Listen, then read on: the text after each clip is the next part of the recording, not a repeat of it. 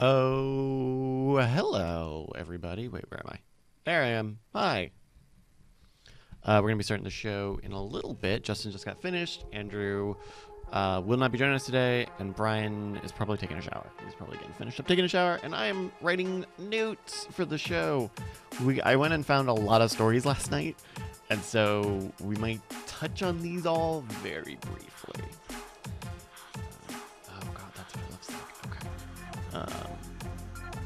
So just stick with us, folks. We're gonna start it in a little bit. In a little bit. In a little bit.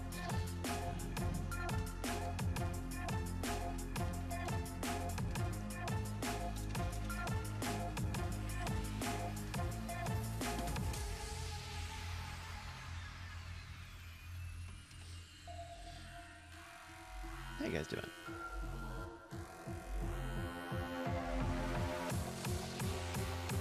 No, don't do that. Fuck.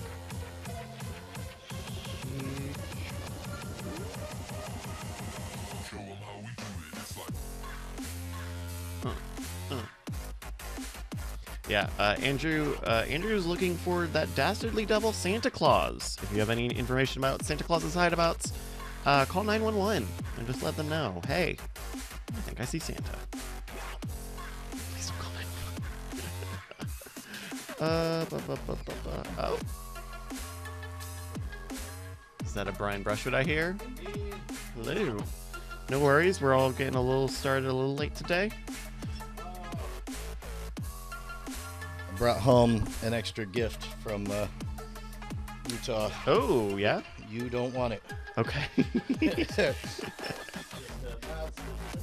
Some con crud. Yeah. Oh, bummer. It was fun. It was a fun conference, and it was fun connecting with some young creators. It's interesting when somebody has a lot of passion and drive, and they're interested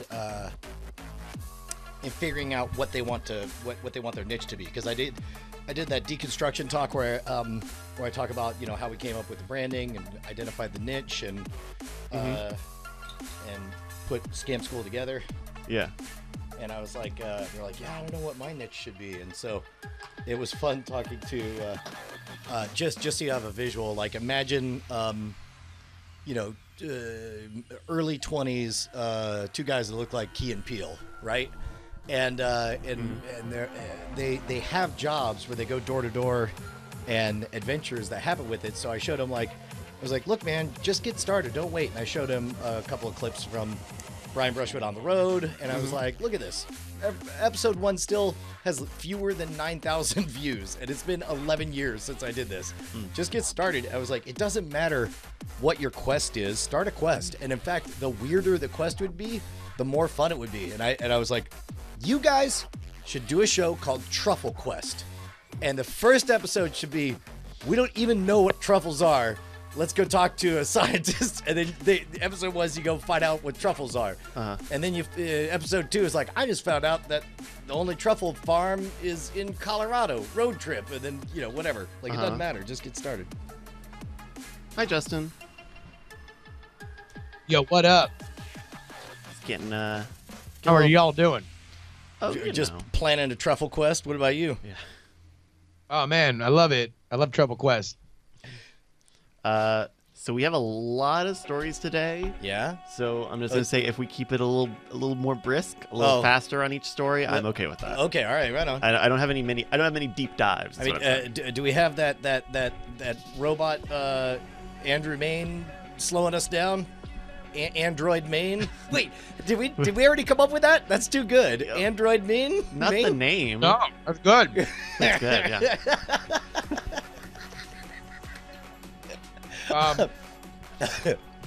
I got a bit of a. Andrew's out. Andrew's out in the midst. In the midst. He's dead. He's looking for Santa. Oh, is that turned on? Hold on, I can hit the button for it. Oh, you guys did remix. That's yeah, right. Exactly. Yeah, no, Andrew's looking for Santa. I was telling people, if you know where Santa is, call 911. Some poor child. Penelope dialed 911 once. I heard her come when she came in a few minutes ago, just screaming "poop 911." Oh, because of the cleanup service you guys have. Because I'll just walk in here on Mondays and see the little slip. Poop 911 was here. Like, oh, would you call 911 for poop? Oh, like I don't know. I just got this. It seemed like a real emergency, guys. What if you had like such a great poop that you had to call 911? You had to just talk to somebody about it. Like how good was it? And you're like, oh my god, I don't know if this is legal. Like I just need possible immediate police presence. Here, I'm gonna try adjusting my lighting on this. Oh yeah, it does look weird today. What happens is I usually have the brightness turned up, but then it's bright enough that I look like I'm telling a ghost story. Oh, I see. I thought you were talking about adjusting the lights. No. And normally, lately I've been trying to come home, take a shower, and do my hair so I could not just throw on a hat. But Mondays are tough because my workout session goes right up until 1, and then I have to rush straight back. Illink asks, what is Andrew's beef with Santa? He knows what he did. Both Andrew and Santa know what he did. Yeah. Well, I mean, who said that it's a beef? Maybe they're long lost friends. Yeah. Could be chicken. Missing Santa. We only care that he's around 2 days out of the year. Yeah, another reminder, again, kids, if you know where Santa is, call 911. Please call 911. Pick up the phone and dial 911. Dial Andrew's personal number, 911.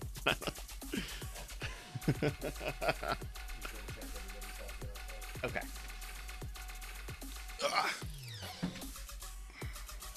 A good weekend. We did a good rewind. Hey, if you have some time on the weekends, join us on the rewind here on this Twitch channel, twitch.tv/nightattack. How was it yesterday? Oh yeah, it was a weird hair phase for both Brian and I. Yeah, because Brian had a mustache, but his hair was a little longer, and yeah, you weren't. You had the short beard at the time or something. I think. There was a phase pre the pomade where when I would have the fluffy beard and the fluffy top, that always just looks kind of odd. Yeah, I think we were in one of those.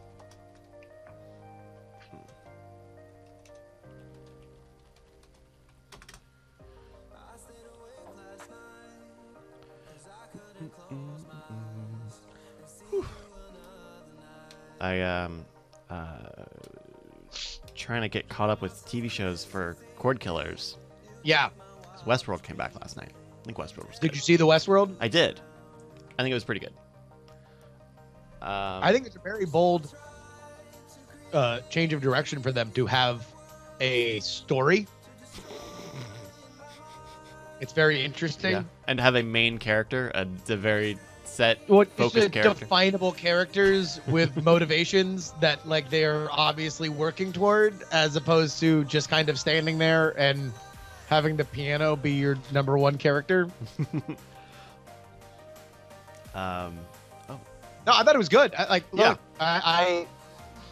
don't know if it's ever going to be as smart of a show that I think people want it to be, but it can be a more coherent one, and that was a coherent episode that led me toward okay, even if I don't know how these two timelines reconcile, I know that this character wants to do this thing.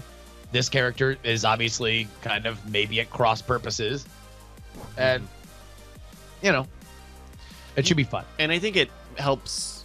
It feels like season 2 is going to help recontextualize the enigma of season 1 in terms of okay, so we know in more concrete terms what the maze is and who this person was, and the point of it. We got more in that episode about the world.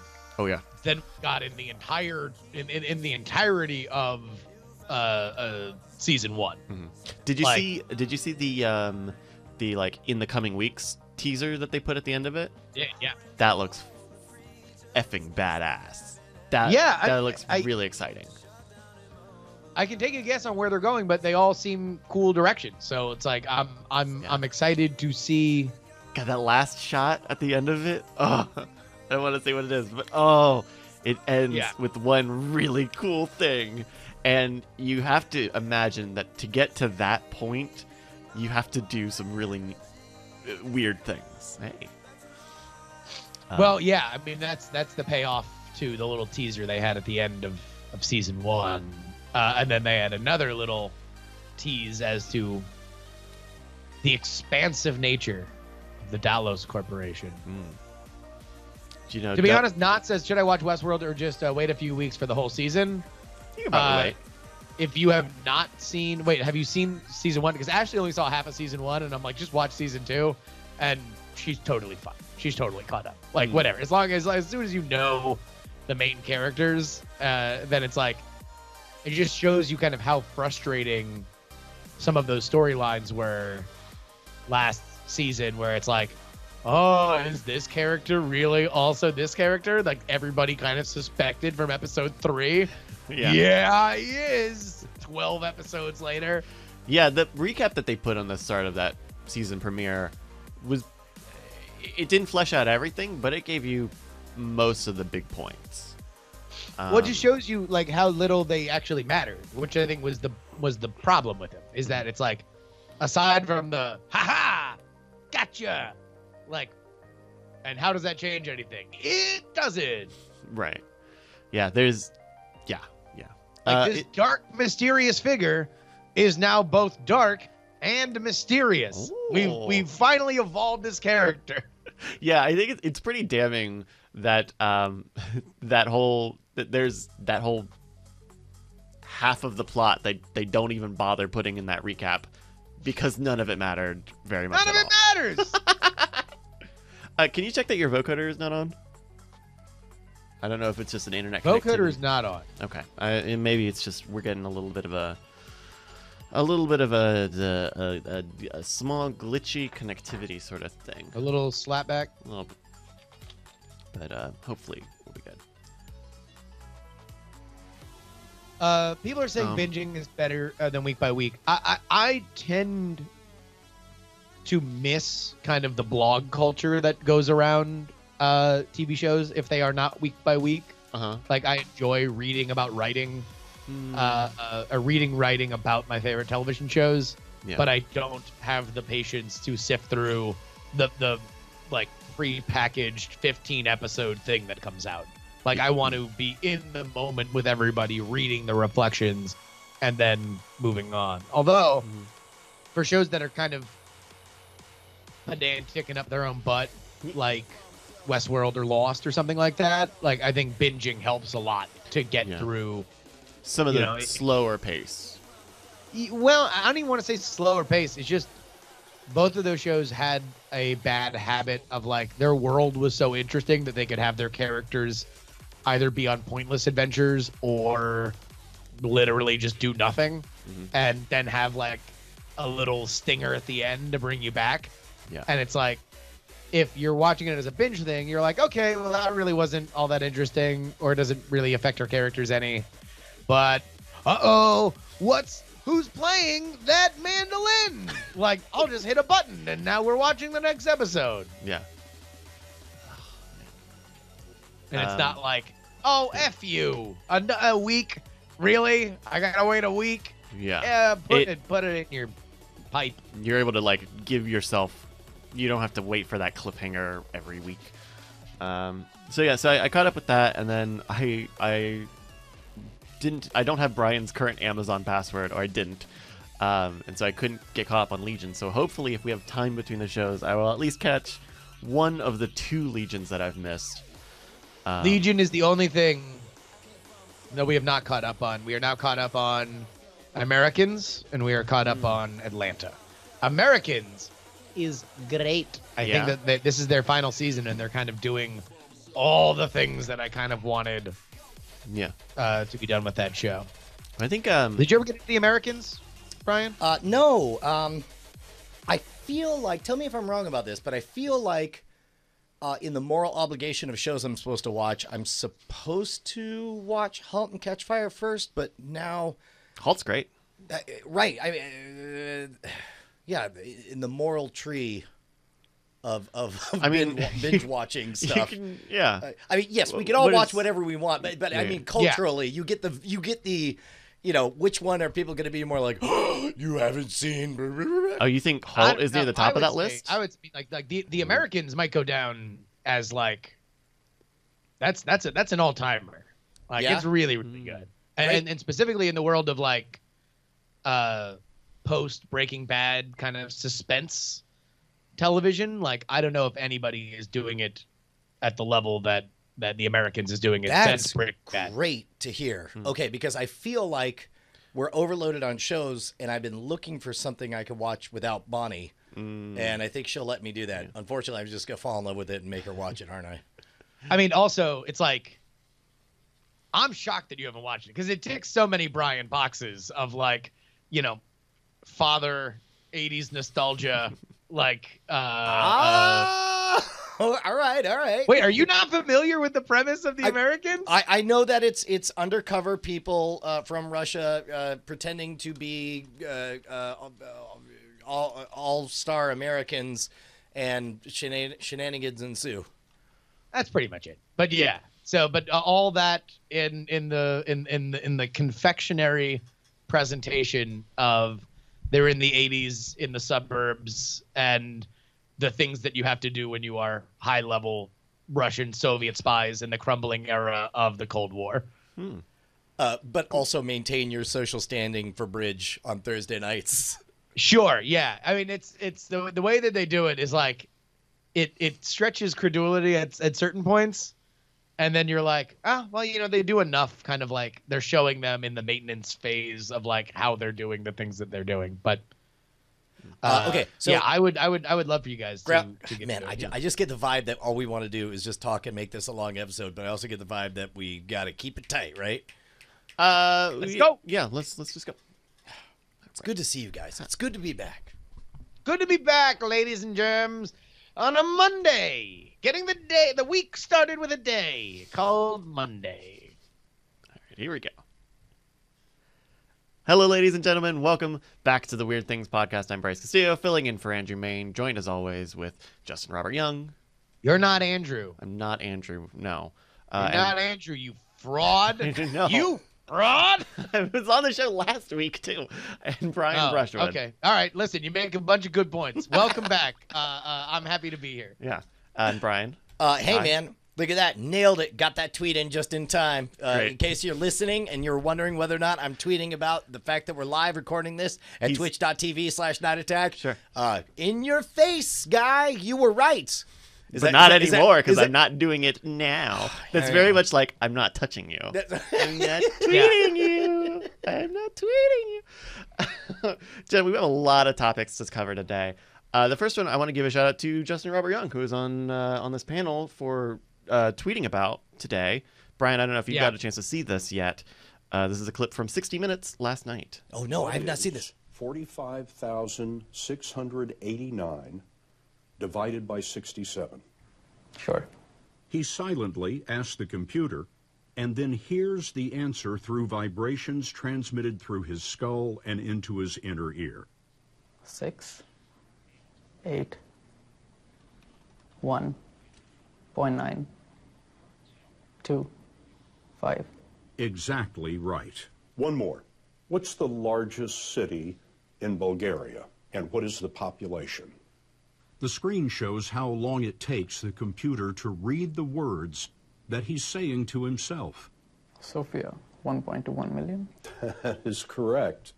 Pause real quick. Just for the audio listeners, what we're seeing is we're seeing somebody who looks like his jaw is wired shut. I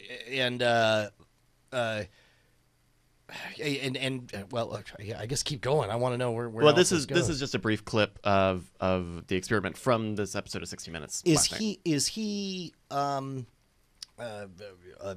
sublinguating? I don't know what to call it. Subvocalizing, like talking without talking, or Kind of. So I describe think what you think it that's- is. Describe what you think it Yeah. is before we tell you what it is. Well, okay. because you could see a little bit of his throat moving a little bit, Right. in the clip, but he very much does not speak. His lips don't move until he's answering. Hold on, I have to sneeze. Maybe that's what it is. He was fighting a sneeze. It looks as though, okay. So here's what everybody gets wrong about magic: is you want to project onto someone a talent that you could imagine exists, and because you can imagine exists, you just assume that must be what he's doing. So what I'm tempted to do is, oh, he's learned like a tapping code or something. Like I remember thinking at some point that if I was navigating a menu, I could clack the right side of my teeth or my left side of my teeth, Yeah. and to swipe left, swipe right, and all that stuff. But I don't think there's a code. I think there's some kind of natural. Okay, given that an AI learns human speech, the AI doesn't know what any words mean or what all it has is a bunch of sounds that it correlates with a bunch of words. So I would guess that keeping your mouth closed and just sort of like ventriloquist style saying, you're like, hello, I'm talking without opening my teeth at all. Okay. Like that's not normal human speech. Sure. But my guess is a computer could learn how to do that, just like human speech. Okay. And then now you're just doing the exact same thing with also your lip closed, which would be. Sure. So And then- dentist talk, basically. Right, exactly. And then I would imagine you would just do that without bothering to vibrate your vocal cords. Sure. And I would imagine machine learning could figure out what all those words mean. Am I on the right track? So Justin, did you get to look into this news story at all? I did, yeah, and I'm thrilled by the possibilities. Although I am also rewatching it now with you guys, and not in the haste of trying to get a Twitter one-liner off. I do see the grand possibility that this is, at the very least, stretching its claims. Sure. Because the claim here, Brian, is that he is thinking these things and it is reading his thoughts. I don't believe that. I don't believe that at all. But explain to me why they say that. Well, so this is a project that he calls Alter Ego. It is a wearable device. This is from CBSNews.com that intercepts electrical signals, which the brain normally sends to the vocal cords, and sends that information to a computer. The device doesn't capture a user's private thoughts. The user must deliberately activate the device by, quote, internally vocalizing, which is what happens when you read in your head or silently talk to yourself. So the idea here is that this device will actually intercept the cognitive internal voice that you have inside your head and can turn that into data. It channels the voice in your head. So not all your thoughts. It's not reading literally everything that you're thinking. It is you saying, like, I am saying this right now in your head is what would pop up, except his thing is going right to Google, and then it is feeding back information. Results. So that the comes equivalent would be, for amputees that are using a bionic arm or whatever, they'll attach sensors and they'll say, don't just think about raising your arm. I want you to try to raise the arm you don't have. Exactly. And so then they're like, okay, move arm, and then the sensors pick it up and that happens, right? Yeah. So likewise, I would imagine. My guess is that's why you're seeing the flexing on the jaw and all that stuff, is because it's not enough just to think out loud to yourself. I wonder what the. Yeah, Instead, you may have to like silently make your vocal cords. you have to activate. get right to that edge of actually saying or doing the thing without physically doing it. Yeah. And so this is just one of many projects coming out of MIT's what is it called? MIT Media Lab. They often are referred to as the Future Factory here. The Media Lab was started in the 80s, and it's surprising the things that have come out of it, even though we today wouldn't attribute these things directly to that source. In 1997, the lab created a digital assistant that responded to verbal commands, a predecessor of Siri and the A word. In 1989, a project called Backseat Driver predated smartphone GPS today with a turn-by-turn navigation system. In fact, it was so early, MIT's lawyers did not patent it because they said no one could ever make this a thing. Wow. Oh, dude, I'm sorry. You need to fire that guy. Like patent everything, every crazy little bit and bobble. Mm-hmm. And so Media Lab gets a lot of its funding from corporate sponsorships, and they kind of give those corporate partners first access to some of this tech. They've said corporate partners can't come and like commission and say, hey, we need a thing that makes our cereal bigger. But they get access The to some struggle of is these real, by prototypes. the way, with this tiny ass cereal. It's so small right It's now. about time. Bigger cereal, folks. Come on, fight for what matters. But it's cool. Some of the other things that they show off in this sort of 60 minutes coverage was a powered leg exoskeleton. So not just a prosthetic, but a skeleton you would wear on your legs that would support your walking. Hey man, look, actions. I read Iron Man issues 240 through 256. At what point he got shot and had his spine severed and could only walk as Iron Man and became obsessed with always being in the Iron Man armor. Sure, I get it. Yeah. To quote one of the reporters who used it, the feeling of the exoskeleton that I was wearing is a little bit hard to describe. It's almost like something is kicking me in the heels. It's just propelling my feet forward, left, right, left, right. They're going faster, if you will, than I am mentally. So He then added, Jane, get me off this crazy thing. Can I? This is there's no way to. I'm just gonna say it. okay. The feeling you're describing Yeah. with technology is the feeling Gen Xers feel about millennials. By which I mean, you're all younger and you're all very, very smart. But damn it, Chad Johnson, when I'm halfway through my sentence about how I want stuff set for the stage show, and you nod and complete it, I'm like, no, that's not what I was going to say. That's a reasonable thing to say, but would you let me finish? You just let me, I mean, yes, you're right. Like, here's what I think it's going to be like. What? Hold on. Can we go back? I lost the metaphor. Sorry. Okay. So what I'm trying to do is translate. Also, it. by the way, this came after Bryce warned us to please keep it short. But go on about the millennials. Please. Okay. So here's one of the things I noticed, and it's not just Chad. It's also Bryce and Brand. It's literally everybody 20 years younger and smarter and faster than me, right? Like.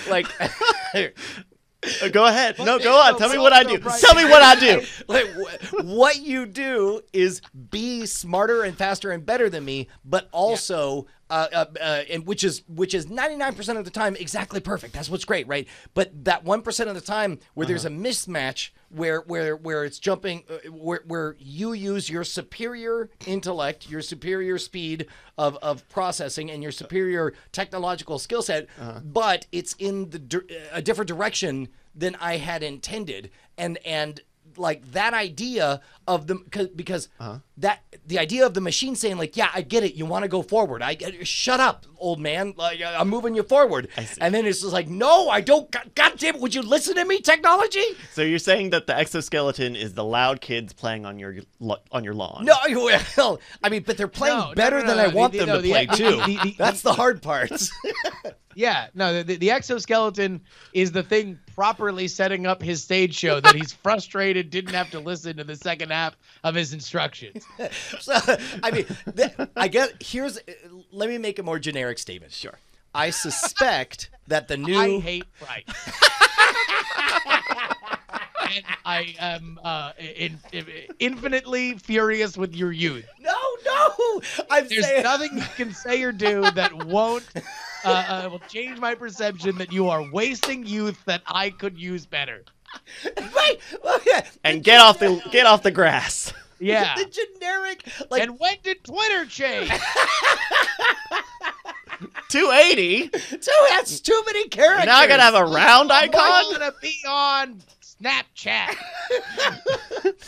I mean, is anything I'm saying can you can you taste what I'm trying to get to? I think I grok the core of what you're trying to get at, which is that.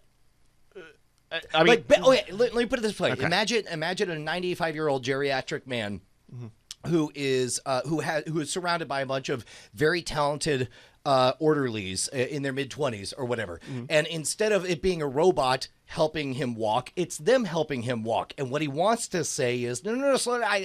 That's not where I want. But he can't get the words out because of his dumb, old, stupid, addled head, right?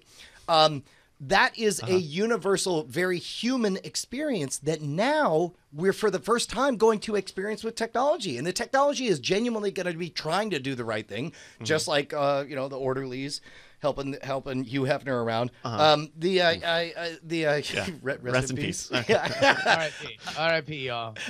So the technology, the issue of people not understanding you will become a very visceral technological interface. Yes, what I'm saying is what a wonderful echo of a long-standing human analog that we are seeing in a brand new technological form. That's what I'm saying. That idea of the legs are kicking you forward because it knows what you want, or at least it thinks it knows what you want.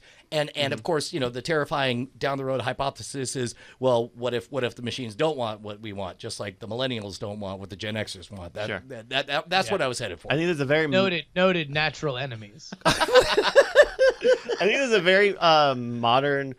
I think you find experiences like that with technology today, especially when you have something that you have to put a lot of trust into and you don't immediately get. Like the thing I first thought of was like, oh well, when I use GPS navigation, and if I miss a turn, then I have to like trust that it will get me on the right track, or I have to go along the path that it tells me, and that's maybe not the way that I normally would take, the route. It's a trust issue. Well, and there should be a trust issue because we've all had that experience where Waze told us to go some weird ass directions, and as a result, pulled a miracle off, and we made the meeting in time.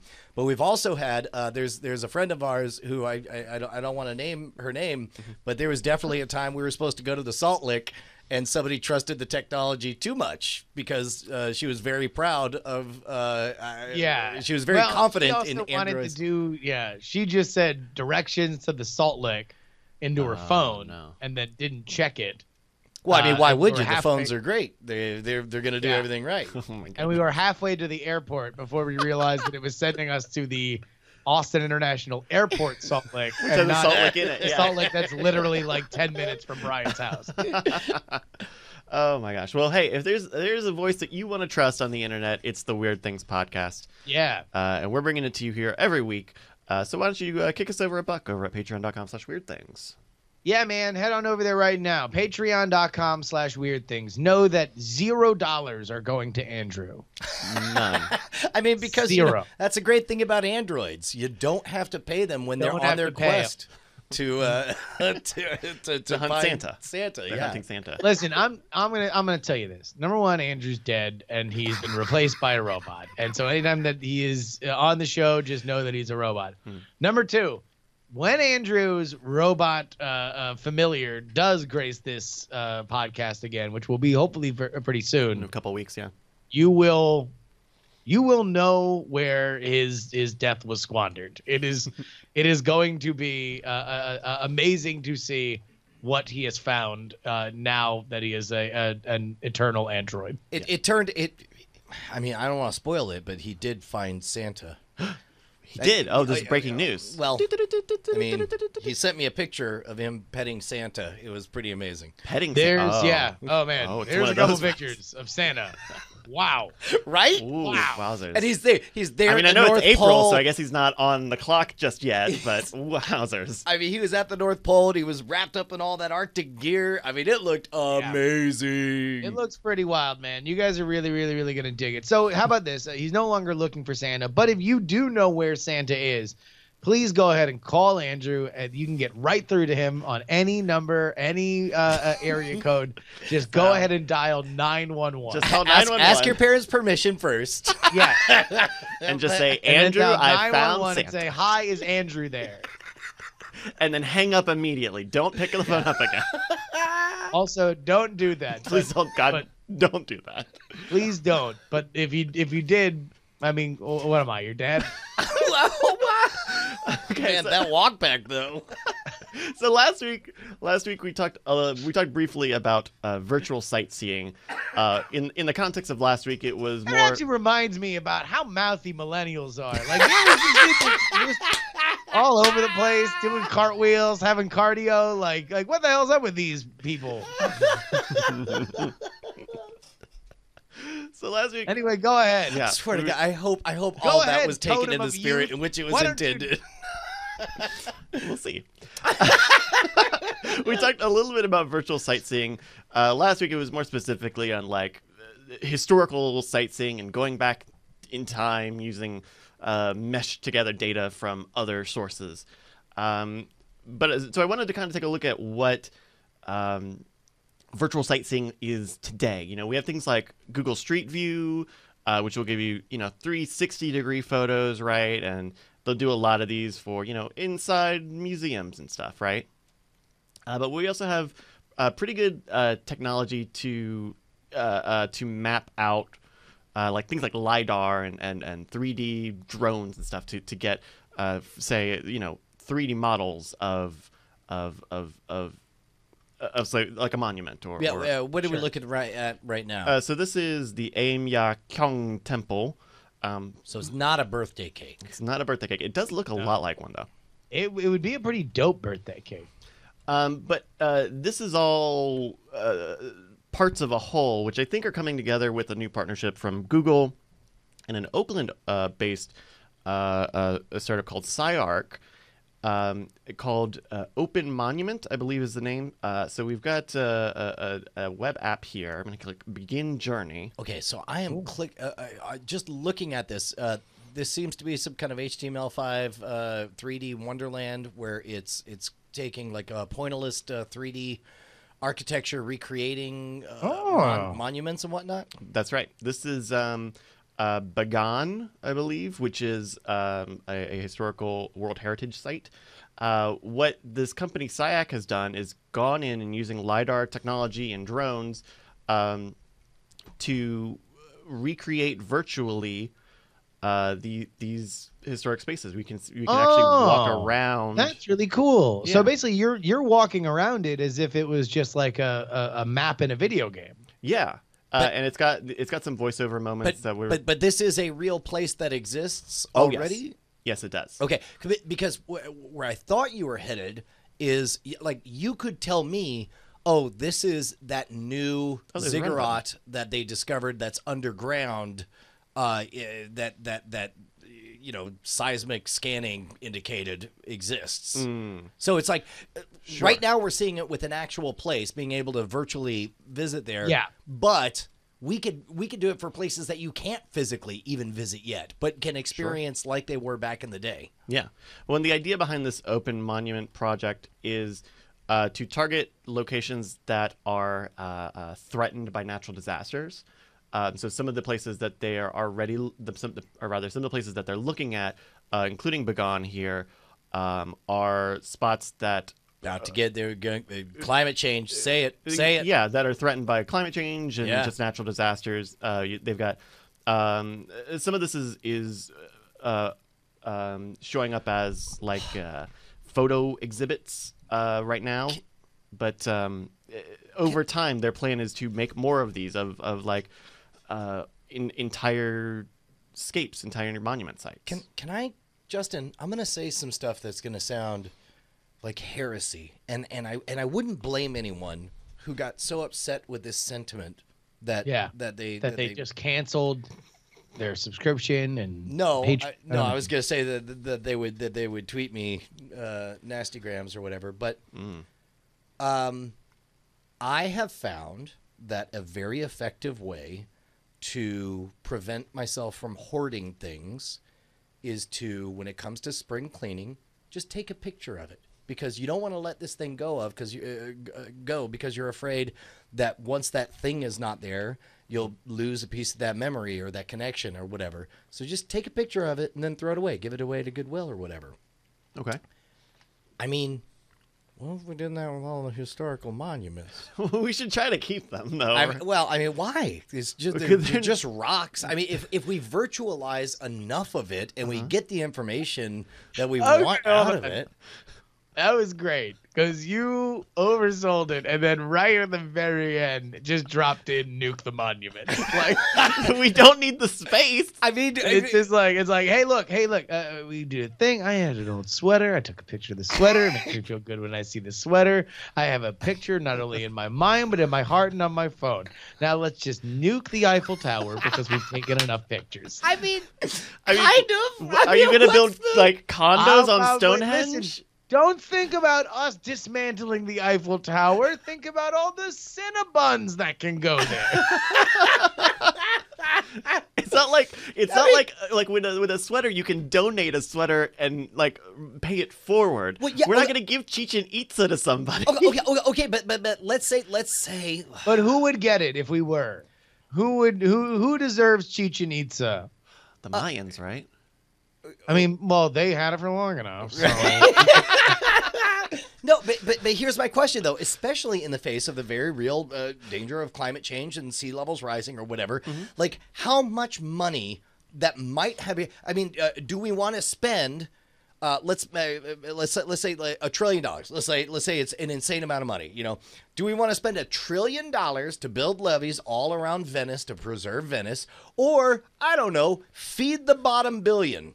Like radically transform the lives of a billion people, or do we want to preserve a city that's half sunk? Like virtualize that stuff. I almost said a bad word. Well, I got so passionate, but it's like virtualize all of it so we can experience Venice almost as perfectly as we can right now, and then just let the sea go over it, and meanwhile we'll feed everyone. Now, the target's getting bigger because we were talking about monuments, but people live in Venice. Nah, not anymore. They do. Also, kill Clear all those out. people. Come on, hit They're just the producing brick, greenhouse Venetian. gases, man. Well, Greylock makes a very good point. What about Louisiana, which is regularly sinking?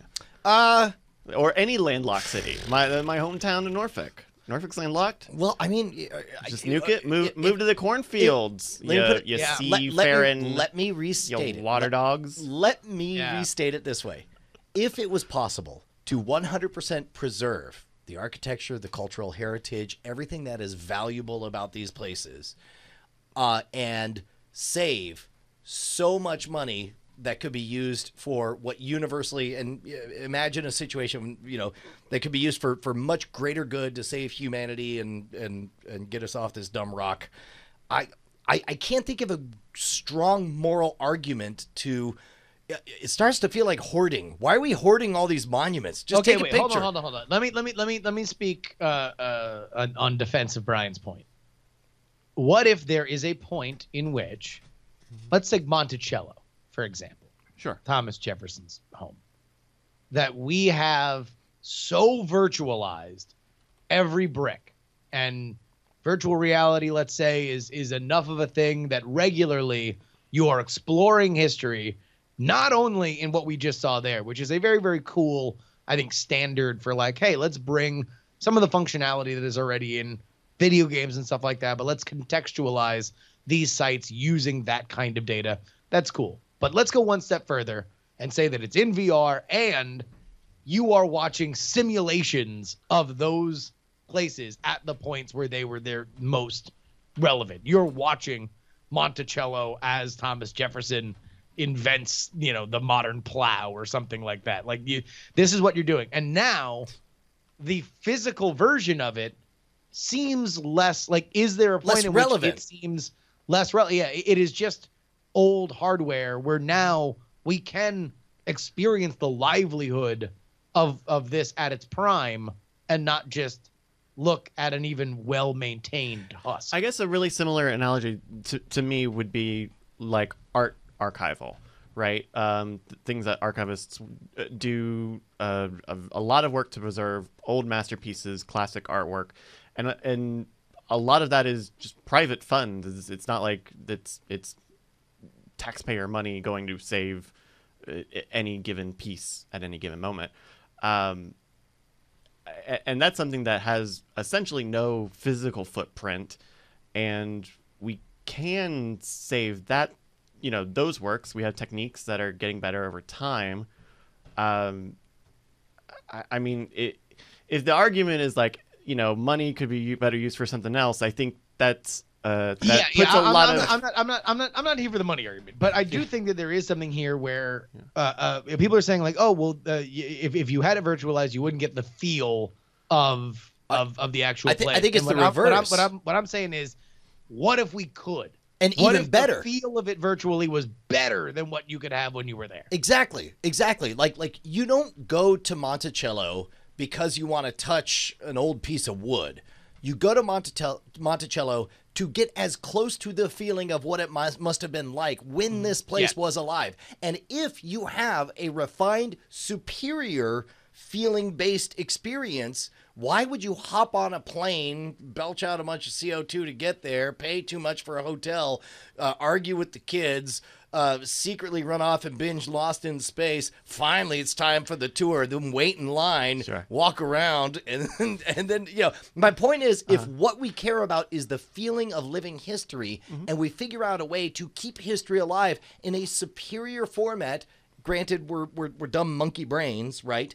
But if we have that, then what's so great about the actual places themselves? So that's. I didn't initially get that from your argument, which was that there would be a technology because you're a millennial and a robot. This is a very funny joke, and I'm laughing very hard right now.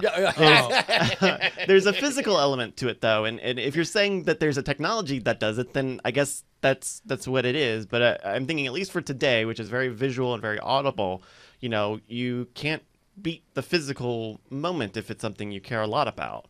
I think that is the idea of like, okay, well, what makes that up? Like when you go to Colonial Williamsburg, what's amazing about it and what's fun about it is that you're transformed into this place, and there's some old codger trying to sell you a pinwheel or something stupid, but it's like you feel like, oh, this is what it was like to be in Colonial Williamsburg. If you could have that experience in a way that I think we're now like scratching the surface of being able to do with virtual reality, but assume a few generations forward that, like, I don't know, maybe there is, I can, walking down this path, as insane as it first came from Brian's head, I do see a point where you will look at a physical place as not without merit, but maybe a degraded, the version that doesn't have the AI version of Thomas Jefferson that you're able to talk to when you go visit him in the study. Imagine visiting Stonehenge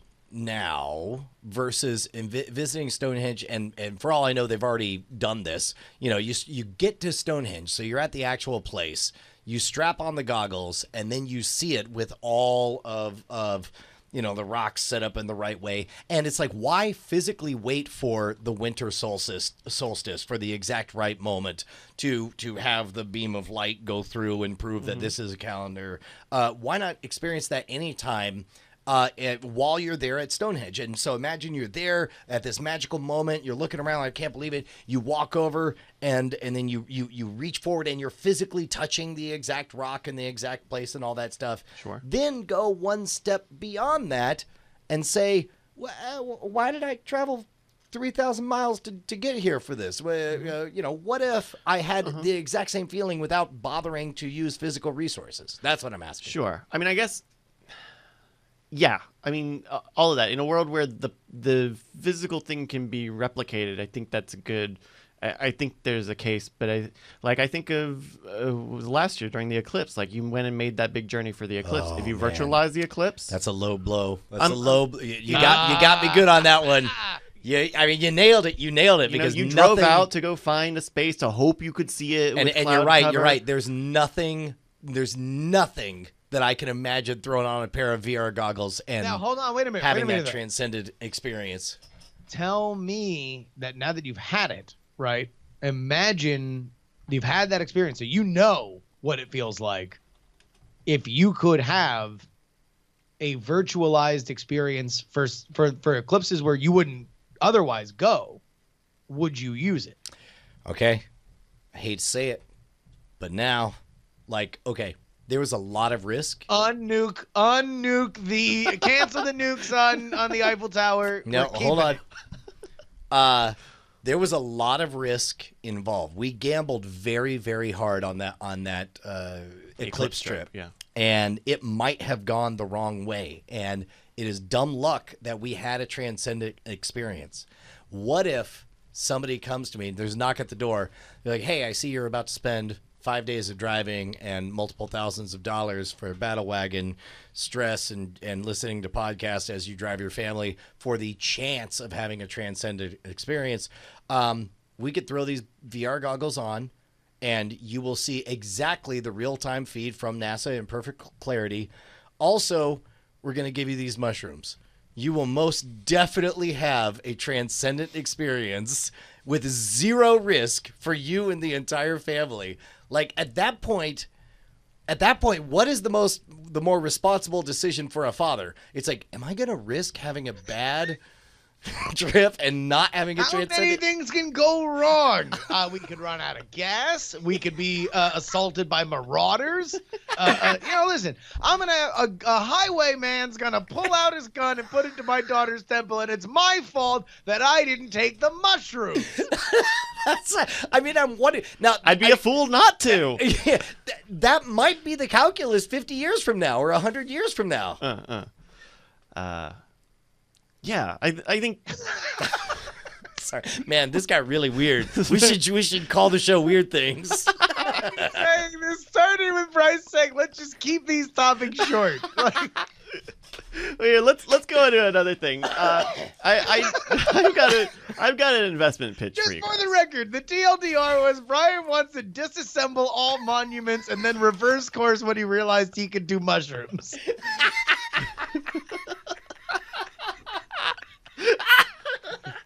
Or no, he could be sold mushrooms by a traveling mushroom and VR salesman.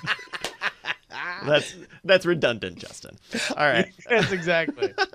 So I got an investor pitch for you guys. I need you guys. I want to sell you guys on this product straight out of China. And here's the great thing about this product. By the way, hey, real quick, unsolicited pick. I've been using this app Wish. It's basically just a front end for like all the random crap on like AliExpress. But you can buy so many ridiculous external batteries, like just for your phone and stuff like that. I got one for like $5. That's also a like QI charger. It's great. It's totally useless. I'll buy 1 million of them because they'll probably all break or light on fire. But yeah, I enjoy buying cheap batteries. This is a new thing that I'm doing. I would know what you're talking about, says the man holding 4 16-gigabyte thumb drives. Wait, did you just buy a ton of flash drives? I bought them. I had one moment of realizing, man, when you need a flash drive, there's never one around, and you get on Amazon, and it's like, well, if I'm gonna buy one, it's a nickel more. Just give me 20. There, I'm just laying them all around the house, so there'll always be a flash drive ready. So I've got a healing potion. Oh, why don't you read the story, millennial? Come on.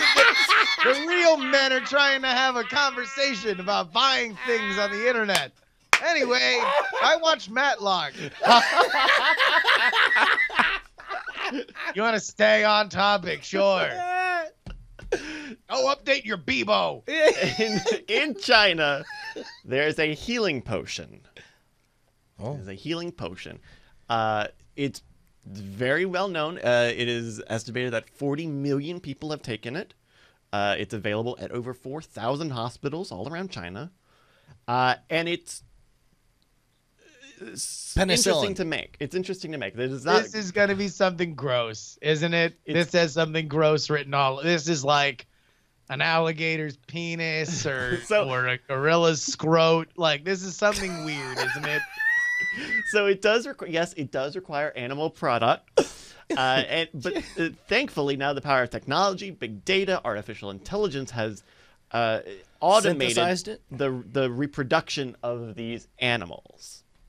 And so I just want to know if you guys are in or out. No. Well, first of all, what's the efficacy? Because I don't mean to disparage our fine friends in China. Sure. But they've got a bit of a reputation of dubious solutions for Yeah, healing. dubious. Sure. Well, so look, this healing potion kind of cures whatever ails you. Oh wow! Well, that would be very impressive. What, like Just a common cold? Here, as far as you know. it has remarkable effects on stomach pain and other ailments. Oh, so like a Pepto Bismol. Kind of, yeah. It has a slightly sweet taste. It is tea colored. Has a slight fishy smell. Man, these smell like Rocky Mountain oysters. Not to mention, hey, By the way, Pepto Bismol made of Magilla Gorilla's scrub. because it's pink. It's pink. Nice. That was a deep cut. Google it, kids. You fucking millennials. Sorry. got him. Gotcha, old man. Ensnared by the millennial trap. Oh, I wave listlessly with my feet ensnared above me. It's so good. I'll tell you this, that these animal products have been used in traditional Chinese medicine for thousands of years. Infants are still occasionally fed this product with garlic. All right, to which treat animal's fever. balls? Just let's pick. Which animal's balls are they? It's not balls. I guess balls might be in it technically. It's the whole. It's the whole organ. Caboodle. Yeah. So, it's kind of the whole thing. I assume male genitalia of a tiger. Okay, that's a good guess, Justin. The male genitalia of a lion. No, male genitalia of a human being. No, human. What? No. Okay, all right. Look, man, just No. spitballing here. Yeah, There's no wrong answers in brainstorming. So, Yeah. this is from Good Doctor Pharmaceuticals, because of course it is. Wait, I'm sorry. Is the doctor's name? Hello, I'm Dr. Pharmaceuticals. No, it's I'm a bad attempt at a comedy sketch. Although, by the way, Dr. Pharmaceutical, I wouldn't be shocked to see that on a mixtape. no, it's one Did word. you Good Doctor. catch Dr. Pharmaceuticals said at Coachella? Oh man, it was dope. Literally. It Yeah. was opioids. Yes. Oh, Shot whoa. himself up on stage. The Good Doctor Pharmaceutical Group comes out of Chengdu, Sichuan, in China. I'm going to show you a photo of their factory here, and see if you guys can tell. me. It's just a big set of hedge clippers. And a bunch of sad-looking tigers. Exactly. Oh, no. Yeah. It's just Brutus the Barber Beefcake and a bunch of sad tigers. So this is a two-floored factory. It's a warehouse. This was all just to show a warehouse to me, huh? Oh God! All right. It's not all about you Go, today. go ahead, millennial. Oh, geez, this is a very funny joke, and I'm laughing Hey. very hard. There, Typical millennial trying to distract the topic from my pain at all times. I love you guys so much. so this factory has very few human workers. Almost the entirety of it, from the floor to the roof, is dedicated to breeding this animal. Oh my god. Oh, is it like a tiny little animal? Is it like a wombat or like a chinchilla? I think they're rat balls. You think they're rats? Yeah. Okay. I think in there, I think what they do is they contract with all of the Subway franchises for all the garbage, and they just throw it in there, and they let all the rats eat the So healthiest they're foods. naturally sourced rats. They're not breeding them. They're just like leaving out a pile of garbage Yeah. and then reaping their reward. And then they're cutting off the genitals of the rats. I think it's. in You fact, were saying isn't it hamster. the year? Dan Wally says hamster. I wouldn't be shocked if it's a little hamster dance. Okay. There's also a little bit of a danger to this factory, or this farm, rather. The town has near 800,000 inhabitants, and an accident could be, quote, terrifying, says Professor Zhu Chaodong from the Institute of Zoology. They're monkeys. The farm is also located close to Xichang's Kingshan Airport. Quote, multiple lines of defense must be in place and work properly to prevent the disaster of accidental release. Oh, so wait, these have to be birds because if all the birds got out, they would fly into the engines, and then there would be more Sully movies. We don't want any more of those. And listen, one's enough. It was fine, but stop it. We get it. You did your That's job. China's message to Clint Eastwood. No, you got okay. So I think you guys are on the right trend of going smaller.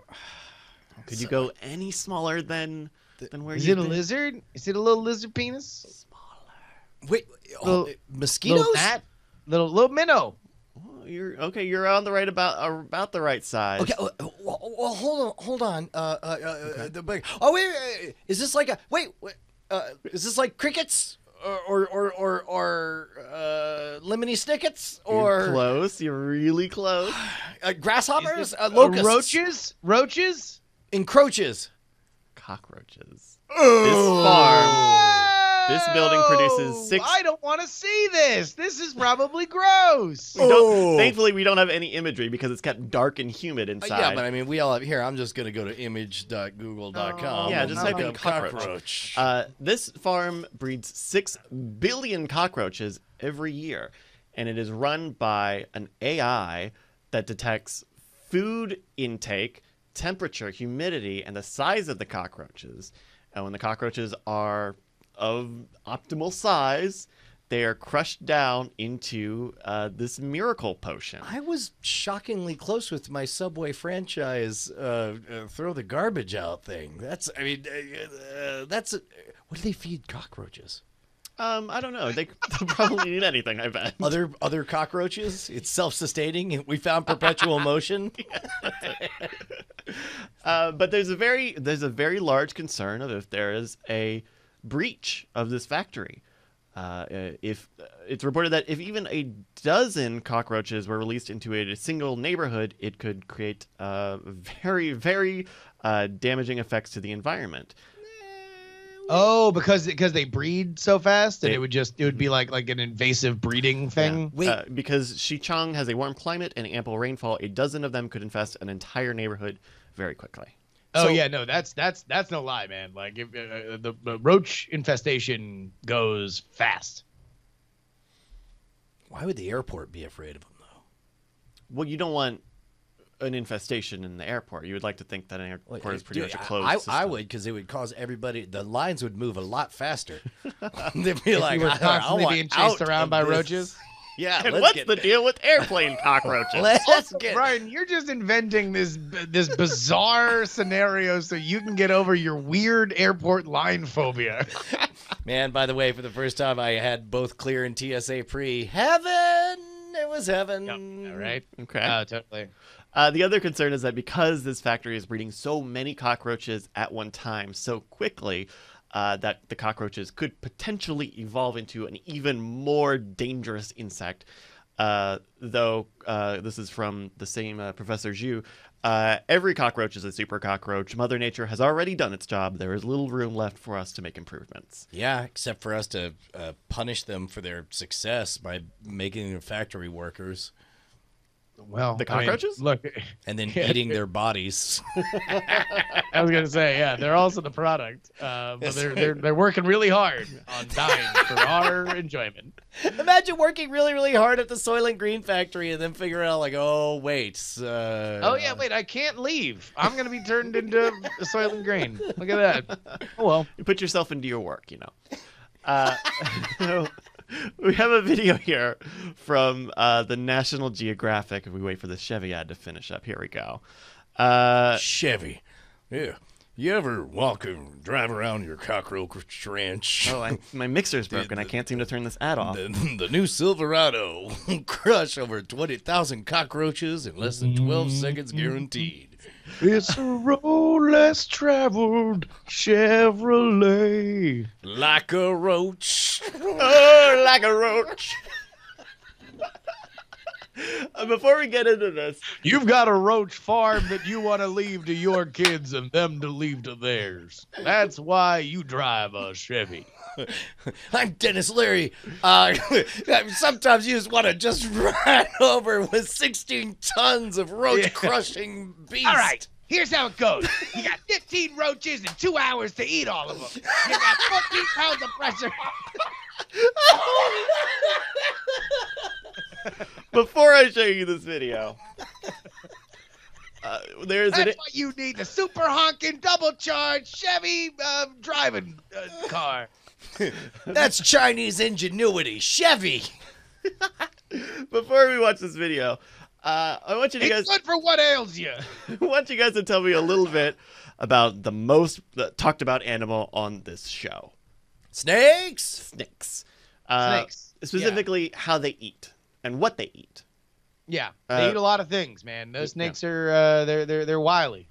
But they have a very particular way of eating because they don't have, say, arms or legs. So they have to suffocate their prey and then just lodge their jaw and then just sort of hide under a stump for, long enough to finish a few games of Hearthstone. Yeah. Sure.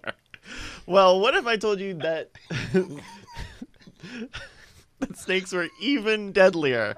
Saying, man, a lot of these examples are seeming very specific. I'm just imagining, once you eat an entire calf, what are you going to do? Well, yeah, I mean, you just got to wait to digest everything before you can even move You again. have to play Hearthstone with your snake tongue. That's right. I like the poisonous minions. Because I'm a snake. Get it? So we have the cat-eyed water snake. Woo! This snake was found to do something that snakes don't always do. Can you describe the video that we're looking at It here? looks like he's got is that a crab in his hand? Yep, it's a crab. Okay, so the snake is chewing. Oh, there we go. So we see it's biting off the leg. It ripped off a leg. That's right. And that's the crazy thing about the snake is that Was that smart enough to tear stuff into pieces like a civilized snake? This is the most civilized snake. Oh, it man, uses this its- is like the James Bond of snakes. It uses its body to constrict its prey and tear apart. In the case of soft-shell crabs here, tear the legs off and then either eat the legs. This is like a DreamWorks CGI movie. They're gonna be like, "Hey guys, I'm the one snake who figured out we can." It's the Ratatouille of snake movies. By the He's way, I just want to point out that this snake is eating a crab more elegantly than I do. Than I ever have at any crab restaurant. This is a far more civilized way to crack a shell and eat a crab than I have ever done in my life. This is the snake is voiced by Woody Allen. He's reprising his role from Ants. He's just like, I don't know, just eating it all at once. Why do we do that? It just seems like we could tear it apart and then we wouldn't have to. See, he's so bloated. He looks ridiculous. Too bad the voice is going to have to be replaced by Christopher Plummer. The other behavior of the cat-eyed water snake goes hand in hand with the fact that it likes eating crabs. Hard-shell crabs that have shells, are very hard to eat. Snakes don't chew their food.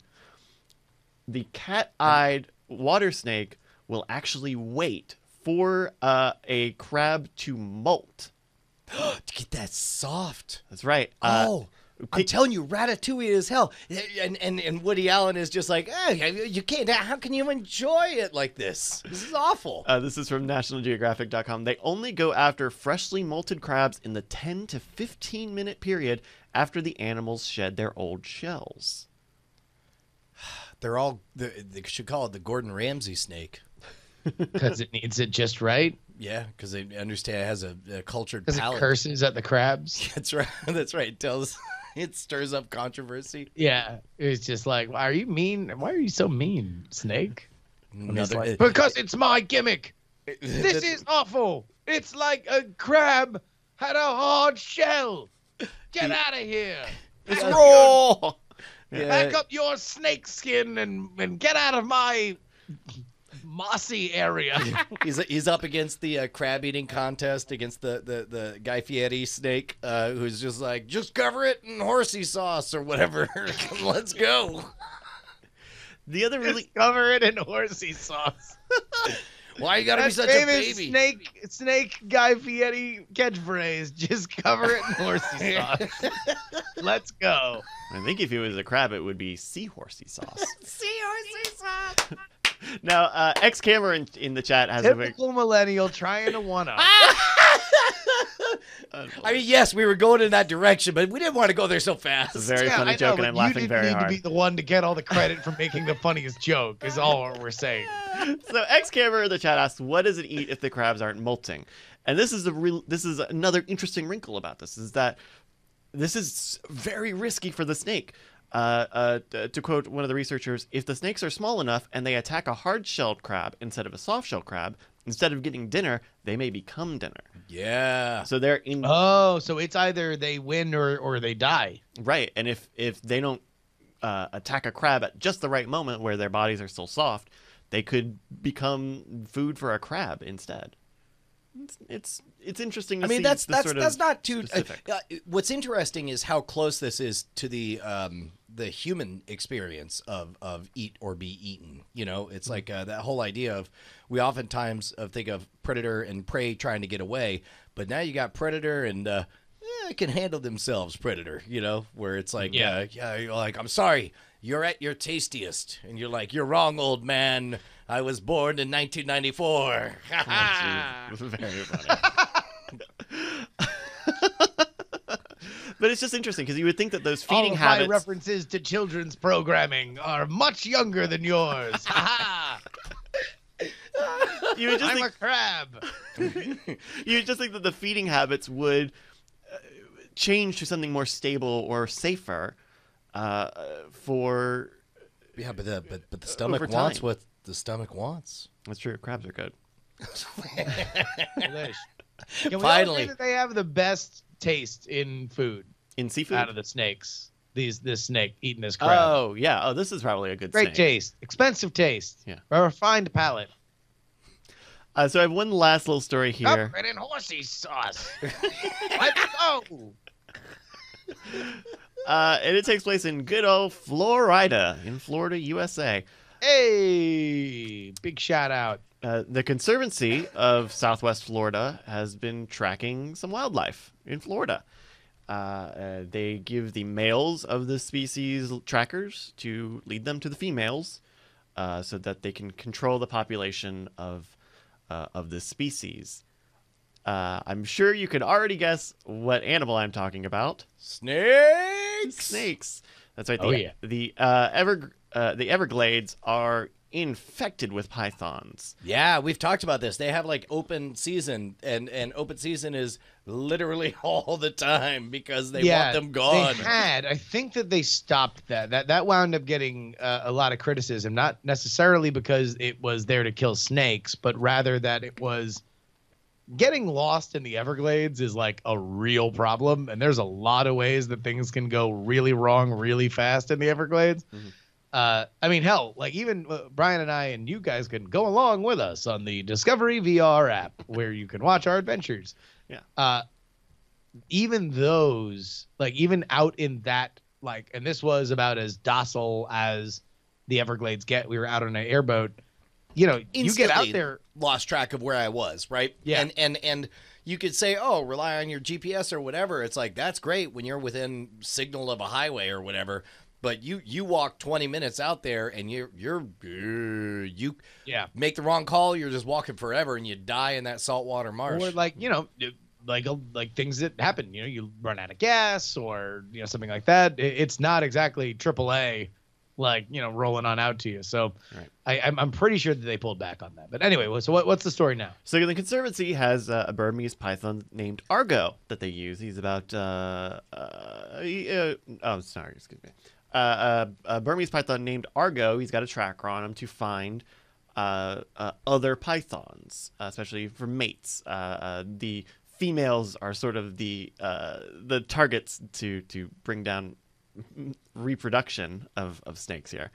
And what Argo found was this. This is but an image of some of the pythons that were found. Oh my God! They found 7 pythons. Jesus! Having a very huge snake orgy. What? Nice. This is a family podcast. Okay. So just know that when a snake loves 4 or 5 other snakes very much. Yep. And they all live in Southwest Florida, and like they might even be past retirement age. They're not here to be judged. This is the largest breeding aggregation discovered in Collier County near Naples. And at the center of it all was a 15-foot long, 115-pound female python surrounded by 6, quote, randy males. Uh-oh. Now Well- that's a party. Wildlife That biologist lady getting it in. She walks out. She's like, I want Randy Randos. Don't matter. Let's go. Fittingly enough, this was discovered around Valentine's Day. To quote wildlife biologist Ian Bartoszek, quote, "It was intense. It was a lot of snake in one spot." But this is super dangerous, and it's good that they were able to find a mating aggregation, as it were, because pythons don't belong in the Everglades. They are not from the Everglades, and they can really destroy the circle of life and the feeding circle and the food chain. Yeah. It's always so interesting with that you always hear about these invasive species, be they animals or plants or something, and you just kind of wonder, like, well, obviously it's disrupting the natural harmony that we have charted, but, like, isn't that kind of the story of all ecology, is that things come in and disrupt and then it rebalances? Like, I guess that's true, though. I think the concern is that because of the ecology of the Everglades, that the snakes could very quickly wipe out the rest of the native species. oh yeah, no. This is a for real thing. I'm not trying to downplay. Oh, sure. You know that it's a major issue out there in the Everglades or in any of the other cases that we have seen. But like, you almost kind of wonder, like, I mean, yeah, I mean, it's happening more than it would otherwise, because this is happening because people, idiots in Florida, are buying pythons and then realizing that they grow too much, and they're like, well, we got to get rid of Doug the snake, so let me drive out to the Everglades and throw it out the window and drive back to my idiot home in Hialeah. Yeah. And now we have this large problem. So it is human cause, but I guess, I don't know. I just figure at some point maybe they were meant to rule the Everglades, the snakes, and we are only getting in the way of their final conquest. To put a little bit of context on the bounty of this find, they've provided a photo here. Content warning: it is a little bloody, of the inside of the female, who had, let me get the exact number, 60 eggs inside of her. Waiting. That's a lot of eggs. It's a lot of eggs. And 60, I mean, Okay, I'm 60 less concerned about the number of eggs and more concerned about the posing of what looks to be a stock photo of all of the model good-looking people. like, this is a Facebook photo. like, no, gather around, guys. Gather around. We're at the buffet and grab eggs. This is like old Good, country that's buffet. good. Oh, Click, God. click, Exactly. You're just gonna bring him to the dude who's at the omelet station right behind him. Can you put some crab in this? So that's it for stories today. Thank you guys for helping me get through a lot. Do you guys have picks? Oh my gosh, do I ever? I think I mentioned it last week, but I'm going to double down on Lost in Space. Lost in Space is just great. I'm halfway through the first season. I'm taking my time. Just finished episode 5 last night. They do a good job of adding. It's ostensibly something you can watch with your kids, but the interesting parts are some of the conniving, scheming aspects between various characters. Yeah. Production quality is second to none. It's great. Loving it. Very cool. Justin, you got something? Yeah, you want to know a show that I gave a lot of crap last season, had its premiere last night, and that was Westworld. And I quite enjoyed the Westworld episode, and I think it is a bold and admirable choice for that show to try having plots. You mean Because- conflicts and factions and characters and the good guys and and the bad guys side? motivations and people trying to work toward problems although, and not just dangling dumb mysteries in your face and then saying, solve them. Oh, you can't, idiot. Come back tomorrow. Did you notice the throwaway line where they're all like, so anyway, we've been at war for 2 weeks, but every vignette, every set piece, every character is going to look like it's the day after things started. Well, there's Okay, I still haven't finished it. I have 10 yeah. more minutes. Okay. So maybe that's what they're doing. Well, I mean, the way that they set up. shockingly, it seems as if we're dealing with more than one timeline Got it. without, it being... Without it being acknowledged. Okay. Yeah, right. it's weird, but very good premiere. But really at least both of them, it's like you immediately have context and you know all the characters, or at least are fairly introduced to all the characters, and it's not like another show may or may not be related to this one, where in their first season they just had a bunch of characters that didn't mean anything, that they were saying, oh man, what isn't this? It's crazy. You should fall in love with this mysterious character. I wonder if he's related to this other mysterious character that we're going to be dealing with. Oops. Yeah. Remember that thing you called in episode 3? It's revealed to be true in episode 12. Look at my fingers. Are they weird? I got to pick, you guys. Yeah.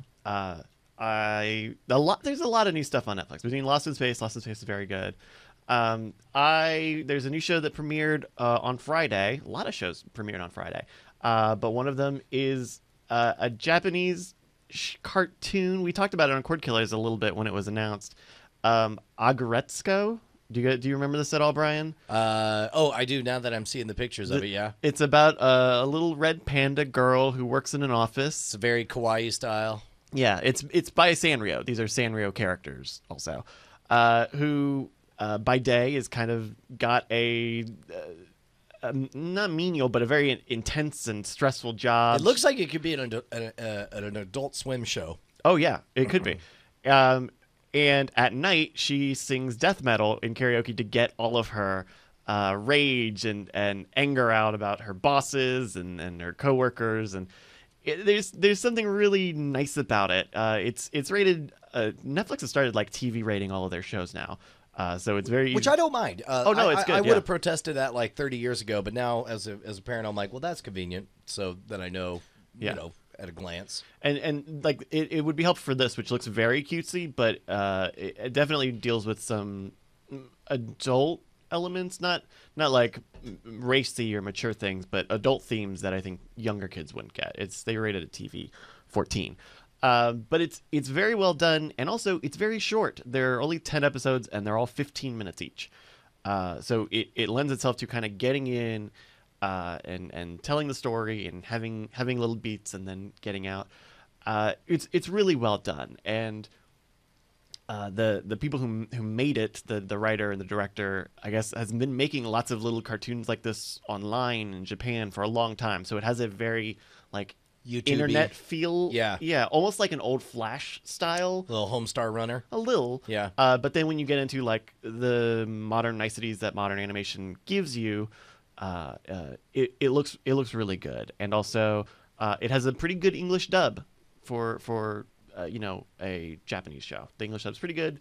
The translation is also pretty good. So that's Aggretsuko. I don't know why they called it that. In Japan, it's Aggressive Retsuko, which I think is at least easier to find. But anyway, that's my pick.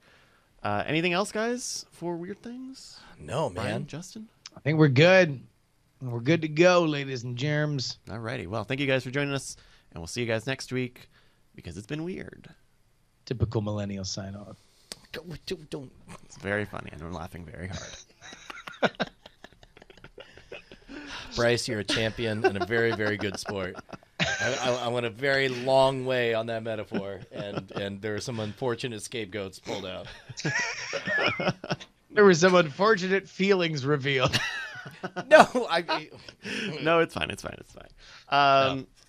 What do we want to do for after things? We don't have I don't believe we've got any letters. How long do you have, Justin? Oh crap. It's almost 1? I'm out at 1. Yeah, I'm out at 1 today. Oh, so you... Oh, shit. So I got to go. You gotta go now. Okay.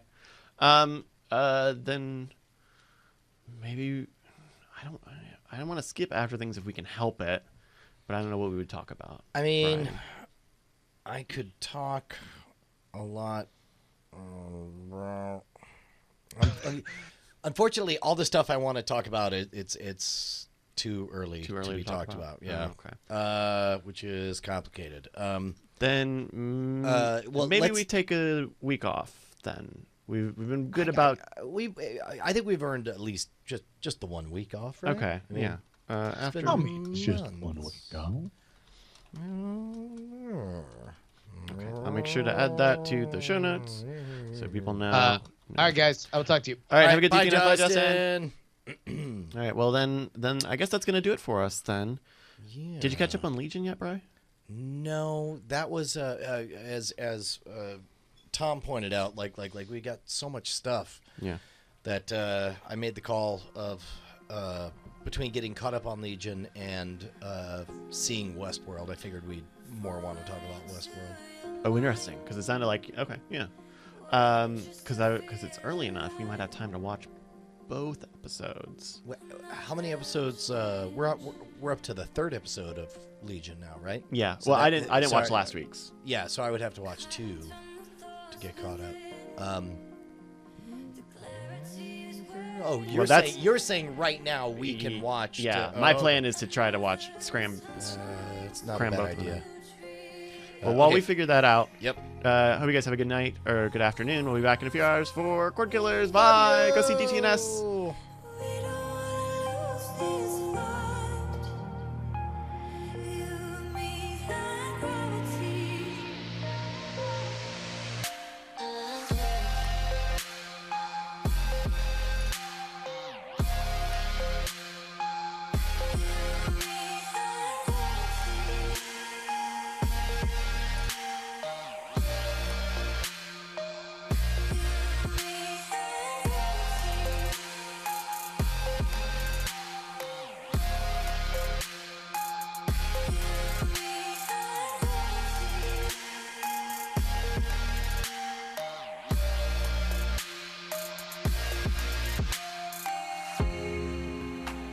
Strong enough to